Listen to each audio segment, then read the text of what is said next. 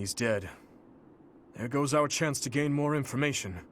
And again, even if we had managed to capture him alive, judging by the way he was acting...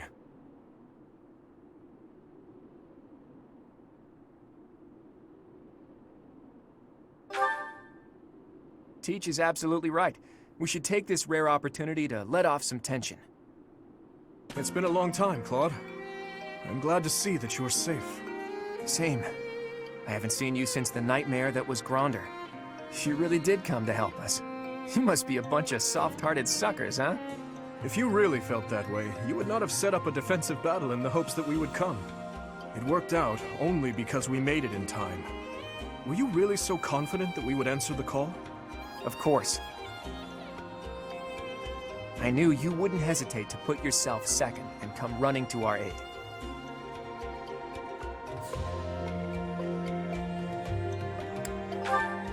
You and I are cut from different cloth.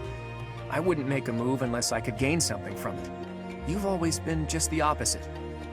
And of course, I've always been fond of taking dangerous risks. After all, I sent that express messenger before you had even recaptured the kingdom capital. If all went to plan, I knew you'd recapture it soon, and then respond to our request for aid. It was riskier than usual, I'll give you that, but it was the only card I had to play, so I took the gamble. You crossed too many dangerous bridges for my liking. I know. But that ends today. What do you mean?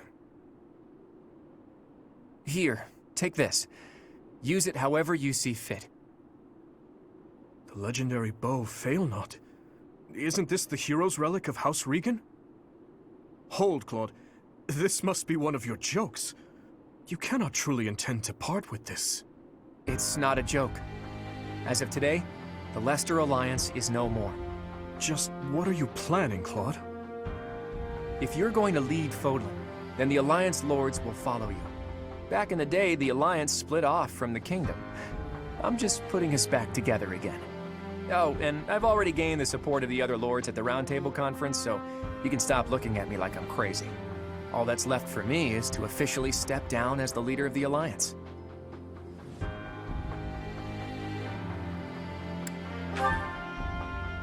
Hold your horses there, Teach.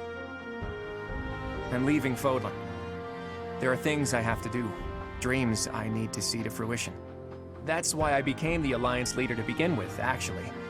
But it left me no time for what I was really after. You'd better not take on too many responsibilities yourselves, or else you'll end up in the same boat. And remember, both the living and the dead cling to us without any regard for our own lives. It's up to us to break free of that weight and follow the path that we believe in. Claude.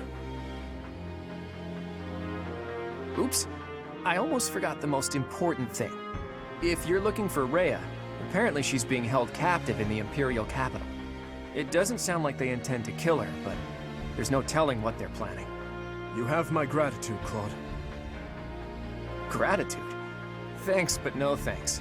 As far as I'm concerned, we're even now. I don't know how many years will pass until then, but let's promise to meet again. And when we do, don't be too hard on me, Your Kingliness.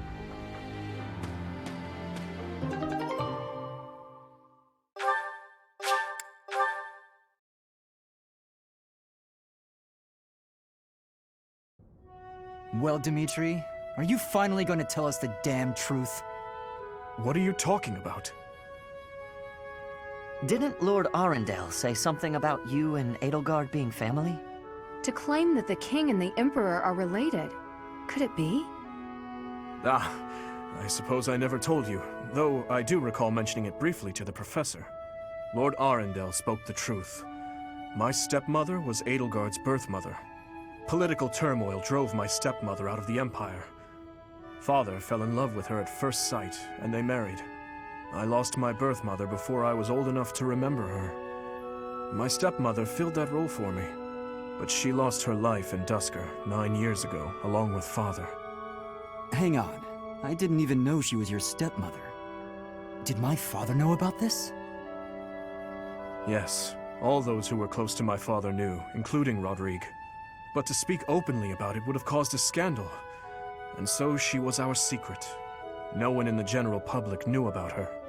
Naturally, the fact that Edelgard and I are step-siblings was kept a secret as well. I'm finally beginning to understand what you went through 5 years ago. I mean, Edelgard is the only family you have left, isn't she? To find out someone so precious to you is actually your most hated enemy. How heartbreaking. But wait! You two were born and raised in 2 different territories, right? So you probably never met until you were both at the academy.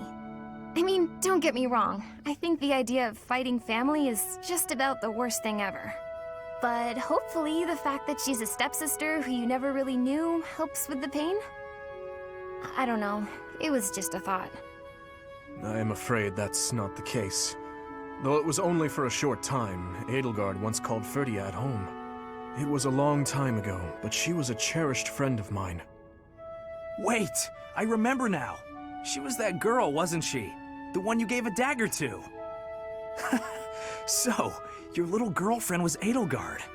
Sylvain, if you have any more foolish things to say, please hold them for later. I do have a few more in my sleeve, but they can wait. Go on, Your Highness. This is important for us to hear. She may be a hated enemy now, but the Emperor is your old friend and your stepsister. Can you bring yourself to kill her? I will kill her, if I must. But if there is any chance that the world she seeks to create could be a just one, then I would love to see a future in which I may reach out my hand for her and have her reach back.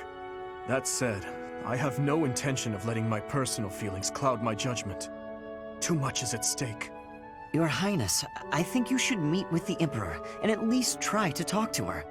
If there's any hope of ending this war without more bloodshed, we have to try. Besides, killing your own family, I'm sorry, but it's not right. I think so too. And you are right that we should at least try. I see. So my uncle's defeat is beyond doubt? Yes, Your Majesty. I have confirmed it via countless channels. I advise that we accept this as a drop of joy amid a pool of sorrow. Pretty words, but I'm afraid we can't rest until the joy outweighs the sorrow. And for that to happen, it now seems we must confront them all at once. Dmitri, who took back Ferdiad, Claude, who managed to protect the Alliance, and that professor, who is successfully mobilizing the Knights of Seiros. What will you do, Your Majesty? Pull back our forces. In the west to Arian Road, in the east to... Fort Mercius, I presume. There is no better place for such a confrontation, after all. Indeed. And dispatch the Death Knight to guard it. He can buy us some time. In the meantime, I will... Forgive me, but I must speak bluntly.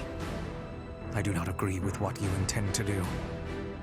Though slight, there is a chance that once done, it cannot be undone. Even I cannot always choose the direction my path leads me. There is no other way. And so, I must walk on.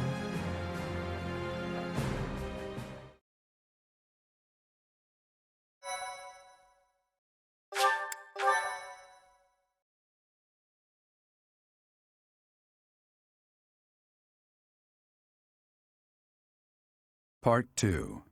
Azure Moon. Blue Sea Moon. The Impregnable Fortress.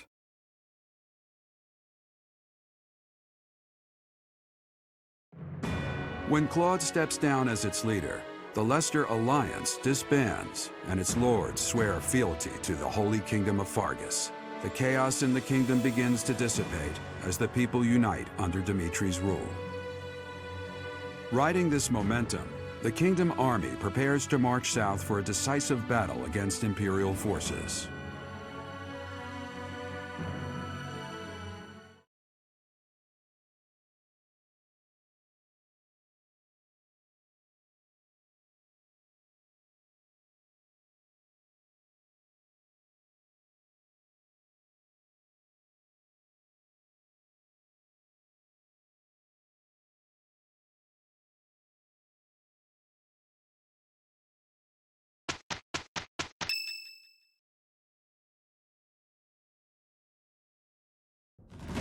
We will finally have our decisive battle with the Empire this month. The Eastern Lords are in the process of consolidating all of the troops within the entire kingdom. In addition, ever since Aryan Road's liberation, the Western Lords have been declaring their fealty, one after another. Affairs within the kingdom have calmed down considerably, and we even managed to win over the Alliance. Although it was a rough go at first, I'm starting to feel like we could actually win this. That's true. Thinking back on it now, we've really come a long way. We even have a lead as to where Rhea is located. It is as we predicted all along. If we are to rescue Rhea, then we must defeat the Emperor. If we're going to march from the monastery to Inbar, then we'll have to cross the Great Bridge of Myrddin again, right? Yes, I believe so. As we have gained the Alliance's support, we should not have any trouble this time. After the bridge, we can cross Gronder Field and head south. And then we'll take Mercius, the so-called impregnable fortress that towers on the other side.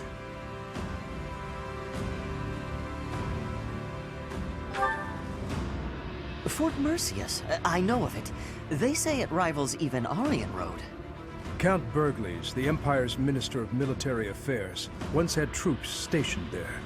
But according to our spies, a large-scale military force has entered the stronghold. Perhaps they are gathering soldiers from various regions to compensate for their losses.